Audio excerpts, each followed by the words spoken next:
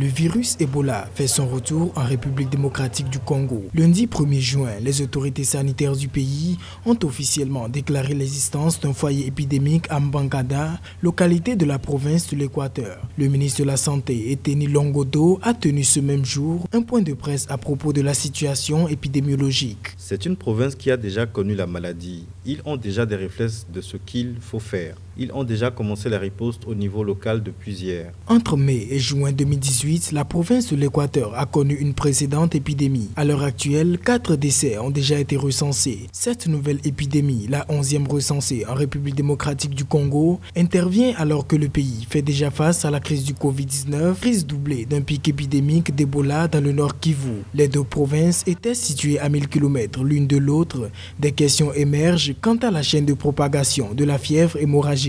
Le Congo, c'est un pays qui a toujours de temps en temps l'apparition des cas d'Ebola. Ce n'est pas parce qu'il y a Covid que le cas d'Ebola est arrivé. Ebola est toujours là. Ils ont leur petit foyer de temps en temps qu'il y a un moment, il y a des cas qui se réveillent. Je ne m'inquiète pas beaucoup parce que je sais qu'ils sont très qualifiés pour pouvoir gérer leur cas d'Ebola. Parce que ce n'est pas la première fois qu'ils se retrouvent en train d'avoir des cas déclaré publiquement. En avril dernier, la République démocratique du Congo devait annoncer la fin de l'épidémie d'Ebola lorsque de nouveaux cas ont été recensés dans le nord Kivu. Un nouveau compte à rebours a depuis été lancé par les autorités sanitaires. Si au 25 juin 2020, à l'issue de plus d'une quarantaine de jours, aucun cas n'est déclaré, les autorités déclareront la fin d'Ebola dans cette région.